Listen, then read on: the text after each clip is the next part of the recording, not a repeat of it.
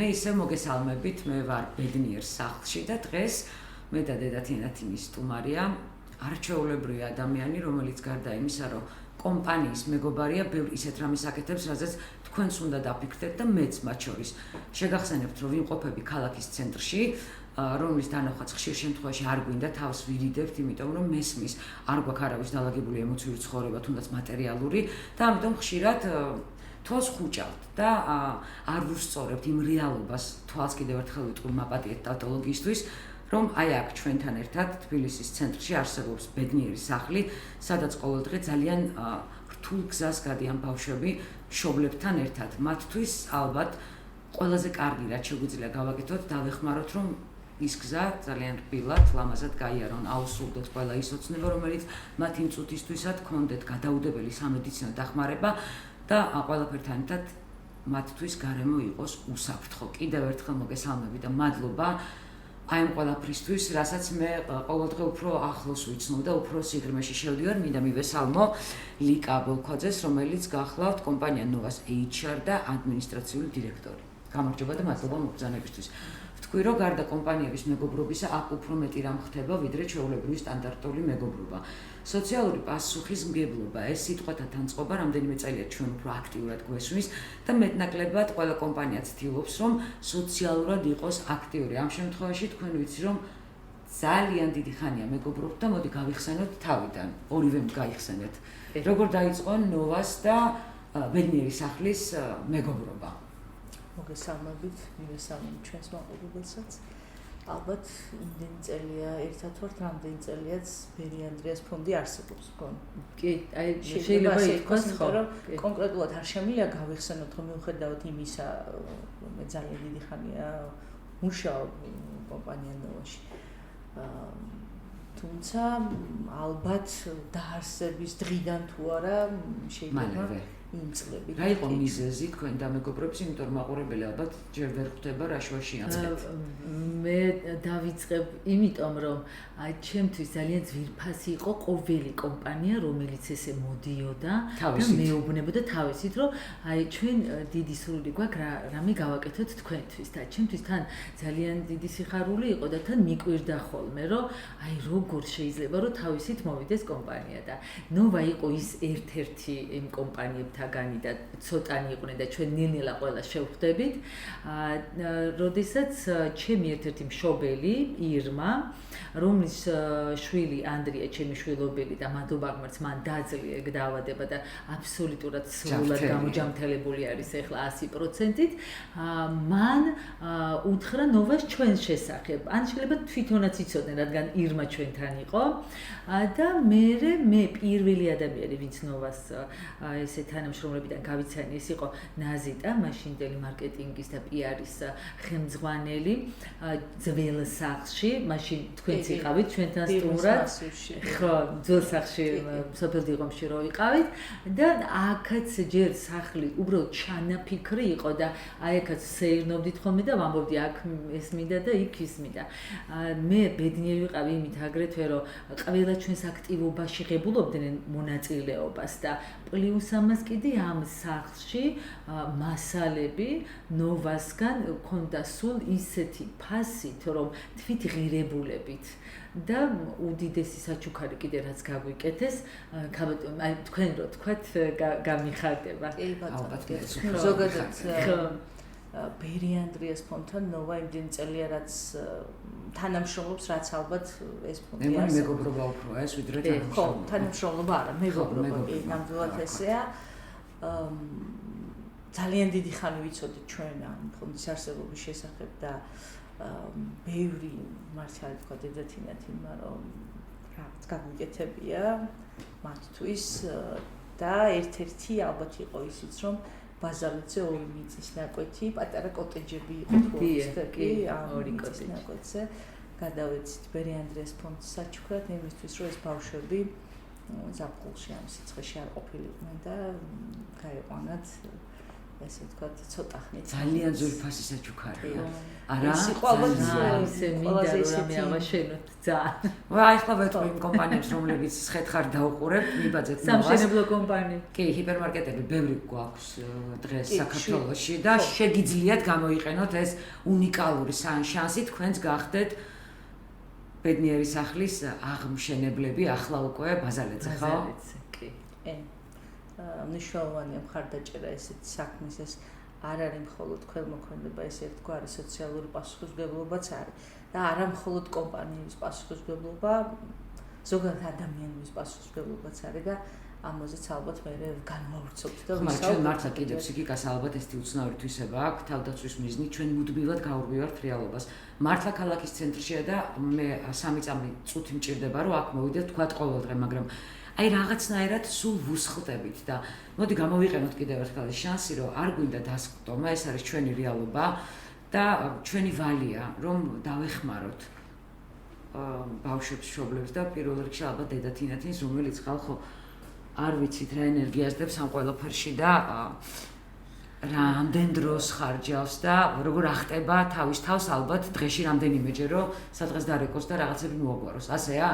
კი, ბევრჯერ მიხდება ხოლმე რა თქმა უნდა რაღაც ესეთი წარმოდგენა მიჩნდება ხოლმე რომ ჩემ თავს იმდენჯერ ვაჭარბებ რაღაცეებში რომ მეც ვჭირდება ეხშტება შტილება. აი რაღაცნაირად უკვე მეც ვხედავ ამას და იმ მომენტში თითქოს და ძალიან მობილიზირებული ვარ.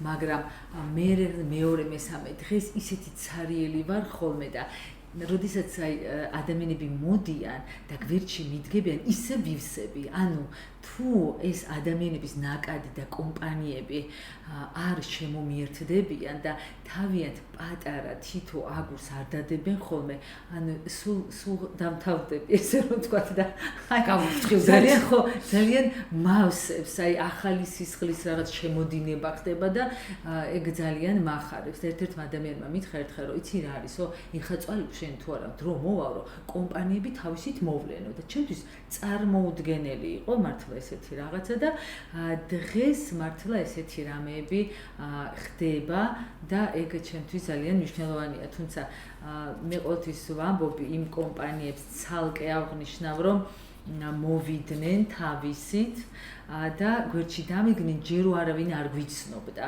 და მაშინ იყო უფრო რთული, იმიტომ რომ არაფერი მე ვიყავი ერთი და სოფელდი ღომში ხო დობის კუთხით ძალიან რთული იყო რომ ვინმე მომდობოდა. მე ამისთვის ძალიან დიდი მადლობა იმ ადამიანებსაც, მამა ანდრია მაზოტა რა თქმა უნდა ჯერ პირველი ჩემი ძალა ღმერთი და მამა ანდრია იყო და მე ეს კომპანიები ამათ თუ დაიჯერეს და ჩემ გვერდში თუ არა სხვები შემომიერთდებიან მეთქი და ესე მოვედით დღემდე ღვთისშეწევნით. და ძალიან ბევრი კომპანიის სახელობის ოთახი არსებობს ბედნიერ სახლში და ალბათ ამაზე ცალკე ვისაუბრეთ, მაგრამ ნოვას დაუბრუნდეთ. ნოვას სახელობის ოთახიც არის და დღეს ვილაპარაკოთ. და ზოგადად ნანეკო ერთი რაღაც დამტებამდე რა საქართველოში არსებობს 100 კომპანია, რომელიც ამ ქვეყნის ბიუჯეტს ავსებს და დარწმუნებული ვარ ამასმა კომპანიამ და მისმა თანამშრომლებმა უბრალოდ ყოველ თვე 1000 ლარი რო ჩაურიცხონ ამ ფონდს. თითოლარი გავიხსენოთ 13 აქცია, თუნდაც თითოლარი 13-ში. იმას კომპანიას 1000 თანამშრომელი მაინც ყავს. მაგრამ აი სიმართლეს გეტყვით რა, მე ხო დავდე პირობა რომ მე ჩემს თანამშრომლებს ძალიან რთულია რომ ამას მისცეს სისტემა, როდესაც არ ხარ მიშეული. აქ არ არის საუბარი იმაზე რომ მე მენანება ფული. არა, ეს ისეთი თანხაა, რომელიც არც მე მანგრევს. მე კი არ მანგრევს და ვეხმარები ბავშვს, მაგრამ აი რაღაცნაირად გაურბივართ ამ რეალობას. ეს უნდა მექანიკური გახდეს ჩვენთვის და ალბათ უფრო ხშირად უნდა ვილაპარაკოთ ამაზე. და ხშირად ალბათ ის ბავშვებიც უნდა გავაცნოთ, რომლებმაც აი ეს რთული გზა მათ უნდა მოვაყოლოთ, ხო?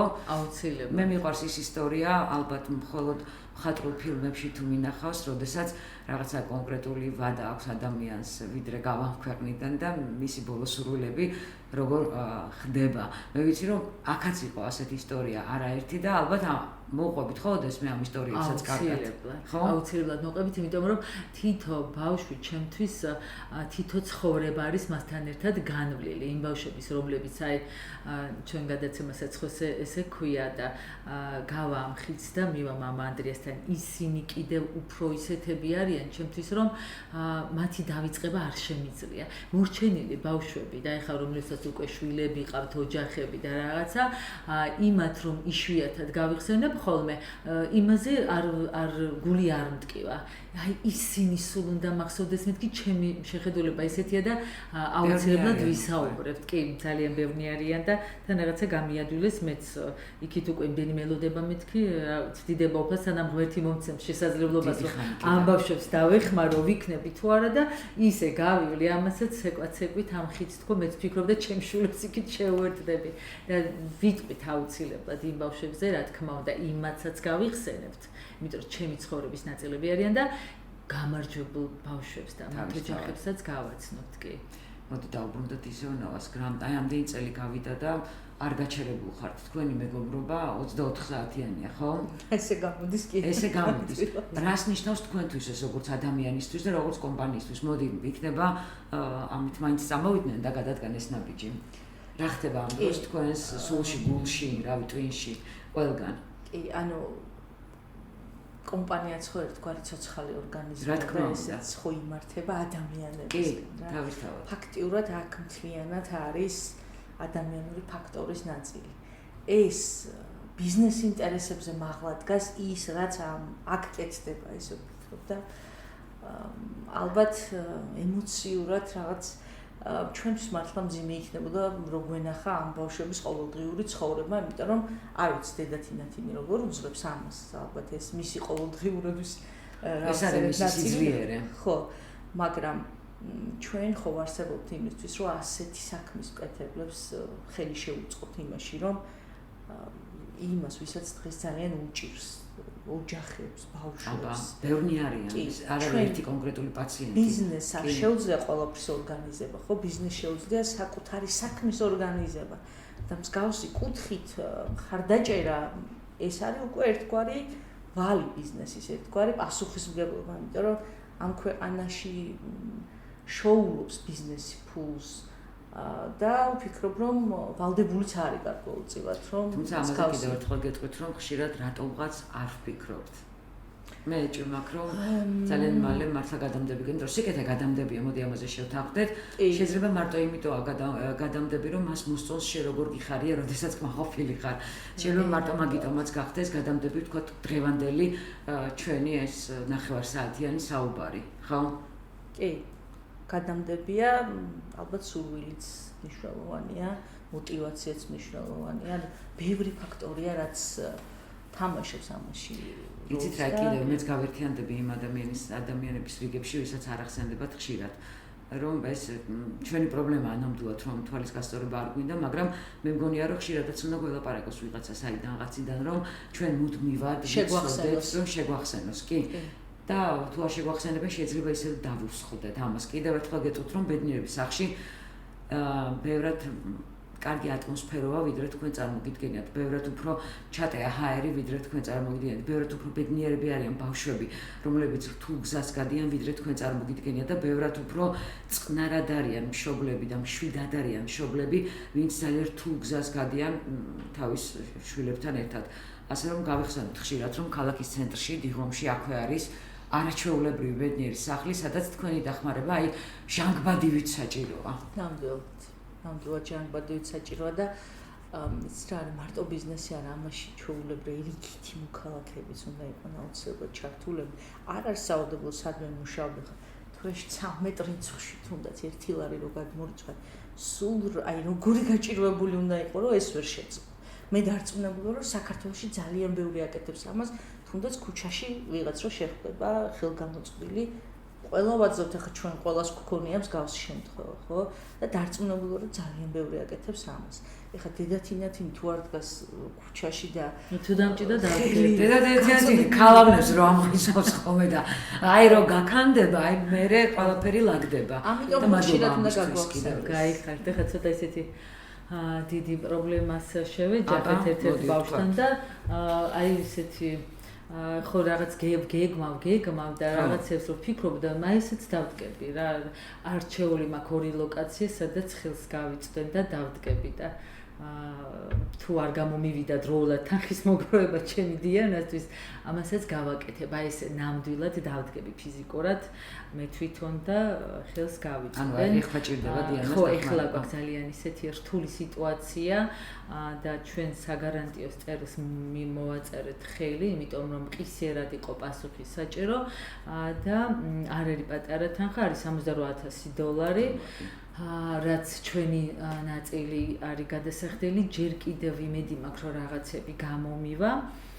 და თუ მართლა მხოლოდ ჩემი გადასახდელი იქნა ამასაც გავაკეთებ ანუ ეგ ჩემთვის საერთოდ არ არის პრობლემა ჩემი შვილებისთვის რა ვიცი მე მათხოვარიც ვარ დამლაგებელიც ვარ სანიტარიც ვარ რა ვიცი ძალიან მხიარული ადამიანიც ვარ ექიმი ექთანი რა ვიცი დიპლომატი რაც თავარი იმიტომ რომ ძალიან ხშირად გიწევთ ემოციის აი მოთოქვა რაღაც დაირად და სათქმელის მორგება სიტუაციაზე ადამიანზე ასე შემდეგ. აი წამში მესობა და ზოგჯერ მეშინია რომ რამე ისეთი არ დამემართოს რა ვიცი აი შეიძლება შიგნით ძალიან ღელავდე და გაღიმებული საუბრობდე და შიგნით აი ყველა კუნთი სულ მითის შიშისგან და მე ისე ვარ მარტო აი მე ვგრძნობ ამას და ვინც ძალიან კარგად მიცნობს და უკვე ბევრჯერ ყოფილა მსგავს სიტუაციაში მე უკვე ხვდებიან რა ხდება და ის ბავშვი დამშობელი ვერ და აი მე ერთ ლარზე მიდოდა მე თქვა ნოვაც ესე ჩაერთო რომ მანაც გამოიწვია თავის თანამშრომლები და იმ რომელმა თანამშრომლებმაც თავისი ხელფასიდან დაადო ეს ჩვენთვის ერთი ლარი თან ძალიან ჩვენთვის კომფორტულია და მომწონს და მადლობა ნოვას რომ მან გააკეთა ამის მოხდია აი როგორც თქვი ხო რომ მე მადლობა ან რა არ გამოგდის აი ნოვა ეს მოაგვარა 13 მეტრში ჩვენ ეს ორგანიზება გავუკეთეთ რომ თანამშრომლებისაც ну უცხოელი ქონდა ვისაც სურვილი გაქვთ მოდით გავაკეთოთ ესე რომ ჩვენ ხელფასიდან დავიწყებთ ამ მეთლებს და ჩვენ თვითონ გავაკეთებთ ამის ორგანიზებას იმიტომ რომ შეიძლება მართლა 1 ლარი არაფერი არ არის არ გახსენდება ხალხო მართლა არაფერი არ 5 ლარიც არაფერი არ არის დღევანდელ დღეს მაგრამ მე მიხარია რომ Global Sale-ი სადაც მუშაობდა Global Soft-ი ორივე 13-ში პირწმინდად ვიხდი თუმცა ეს არ არის მნიშვნელოვანი მე რო გავიგე კომუნალურები რა უჩდება დედათინე ხალხი კომუნალურად ახალ-სახაძე ლაპარაკი აქ არ არის საუბარი თქვა წამალზე ჰიგიენის ნივთებზე პროდუქტზე საათ სართანხებზეა საუბარი იმიტომ რომ ფიზიკურ პირებს სხვა ტარიფი აქვს და კომპანიებს სხვა ტარიფი და ან კიდე მიდოდა მე თქვა რომ ნოამ რა გააკეთა კარგი რამე რომ თანამშრომლებმა რომლებმაც ამაწენებართო და მათ გამოიწვიეს თავიანთი თანამშრომლები და მეორე იმდენი დაამატა თვითონ ნოვამ ეგ კიდე ძალიან აღსანიშნავი არის ცალკე და ძალიან დიდი მადლობა მათ ამისთვის თან მოტივაციას და არც ღირს ალბათ ამაზე საუბარი უბრალოდ ამ შემთხვევაში ღირს იმიტომ რომ რაც უფრო მეტი ადამიანი გაიგებს მართლა გაუჩნდება სურვილი რომ რაღაცნაირად თვითონაც დაეხმაროს ამ შემთხვევაში მე ვისაუბრებ კი და ეს მინდა რომ ერთგვარი გამოწვევა იყოს სხვა კომპანიების იმ 100 კომპანიისთვის რომელიც ჩვენი ქვეყნის ბიუჯეტს აოსებს არ არის ნამდვილად ეს ის თანხა რომელზეც საუბარი შეიძლება და შეუძლიათ რომ კომპანიებს და თანამშრომლებს შეაგროვონ და უბრალოდ ხარ დაუჭირონ ამ საქმეს, რასაც ეს სახლი აკეთებს და რასაც დედათინათინი აკეთებს კიდე. ალბათ ჩვენ ვილაპარაკებთ იმ დეტალებზე, როგორც არის კომუნალური გადასახადი, თქვა თანხები, რა რაოდენობით თანხაა საჭირო, რომ ერთმა, თქვა პაციენტმა თავის ოჯახიანად გაიაროს ყოველგვარი პრობლემის გარეშე ეს თითო პაციენტის საშუალოდ რამდენი გიჭდებათ? აი საშუალოდ მძიმე სიმძიმის მოდი ესე ვთქვათ, რომელსაც აჭირდება. ესე რო გითხრა სიმართლე თითო პაციენტზე არასდროს არ დამითვლია, იმიტომ რომ ფონდი ხო დიდი ოჯახი არის და ხა როგორც ყველა ოჯახში ადამიანების სულზე ვერ ვიტყვით, ხო არ ვიტყვით, ანუ ეგრე არასდროს არ დამითვლია, მაგრამ ხო მართლა ესე არ არის.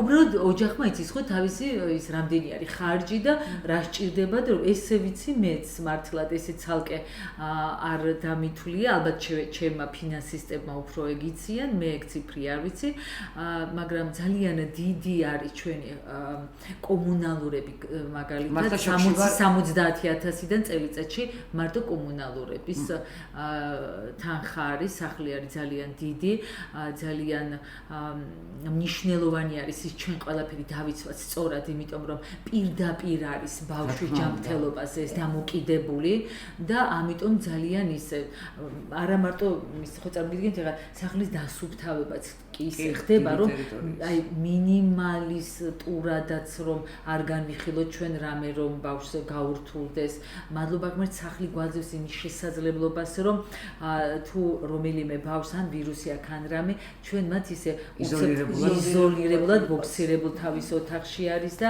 აი ძალიან მიყვარს ამიტომ ეს ჩვენი სახლი რომ ყველანაირ საშუალებას და შესაძლებლობას გვაძლევს და რა თქმა უნდა კომუნალურების შემდგომ კვება ძალიან მნიშვნელოვანი არის და მრავალფეროვანი უნდა იყოს ვერ ვაკეთებ როგორი სამზარეულო გაქვთ ხო მარტო თითო რაღაცას ვერ ვაკეთებთ იმიტომ რომ ზოგს ეს უნდა ზოგს ის არ უნდა და არ უნდაზე მარტო არ არის მას იმის დანახვაზეც კი შეიძლება ცუდი შეგრძნება დაეუფლოს მე მყავდა ბავშვი იოსები რომელსაც ყვითელ ფერზე ქონდა რეაქცია. ფერზე.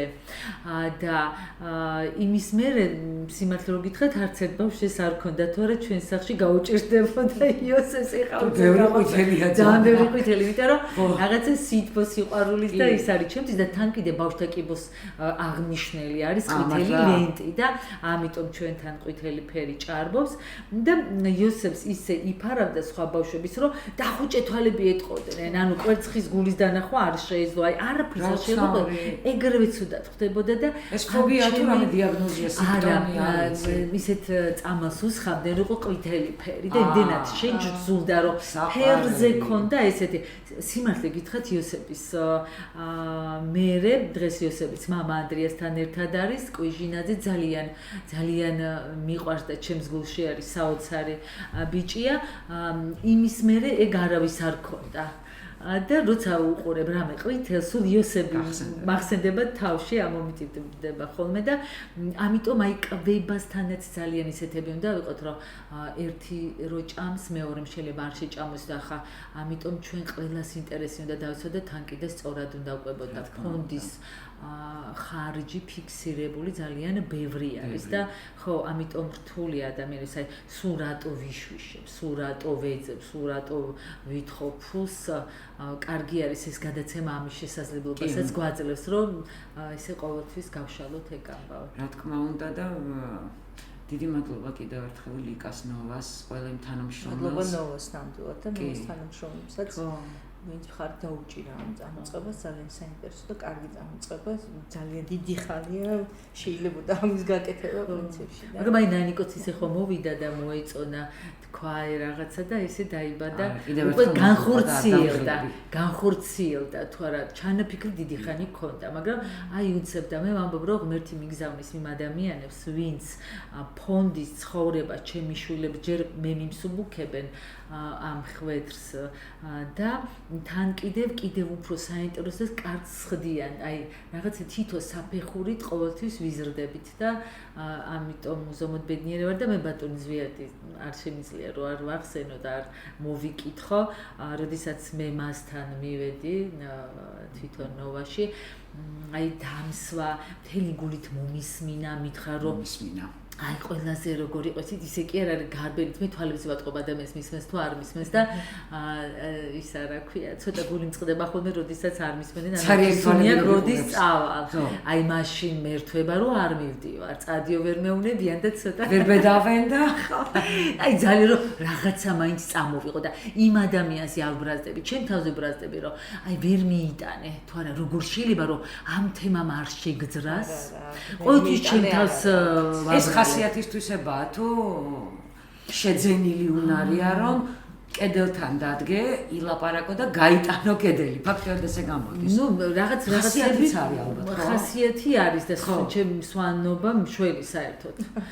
და ის სვანური ხასიათიც არის ჩემი და მე მამანდრიამ ყველაზე კარგი რაც მასწავლა არის ის რომ მითხრა რომ ყველაფერს სუჩი დედა არ არსებობს რომ კარგი და ძალიან მნიშვნელოვანი არ იყოს, უბრალოდ უნდა ეძებო და ყოველთვის ამას ვცდილობ და ვეძებ. და პოულობ პასუხს და მე ვცდილობ რომ ეს გამოვიყენო ცხოვრებაში. აი მეც მადლობა ღმერთს ამ ბავშვებთან, ადამიანებთან, სტუმრებთან, ვისთანაც აქ მაქვს ურთიერთობა, მათთან ერთად ვიზრდები და სულ ვცდილობ რომ ჩემი თავის ვერსიის კიდევ ცოტათი უკეთესი გავხდე თუ არა. ეხა ხო ყველას გვაქვს ჩვენი რაღაც პატარა ისინი ხო ყველა ძალიან და მეც ზოგჯერ ძალიან აი ამ ბოლოს უფრო ბრაზდები ხოლმე და ეგ არ მომწონს, ძალიან არ მომწონს, მაგრამ რაღაცა ვერ გამიგდის ხოლმე. ნუ მოკლედ ხო, ყველანი ადამიანები ვართ, ყველას რა ვიცი, ალბათ ჩვენი პატარ-პატარა ზოგს ძალიან დიდი განსაცდელები აქვს ცხოვრებაში, მაგრამ გვახსოვდეს რომ ჩვენი ერთი ლარით, ჩვენი პატარა ყურადღებით, ჩვენი ჩართულობით, ჩვენი უბრალოდ გაფიქრებით შესაძლებელია ძალიან ბევრ ბავშვს, მათ მშობლებს, მათ ახლო წრეს და არა მარტო შეუმსუბუქოთ სიცოცხლე დროებით. მადლობა. ყოველ ოთხშაბათს 21 საათზე ინტერნეტ გადაცემა სიცოცხლის ხიდი.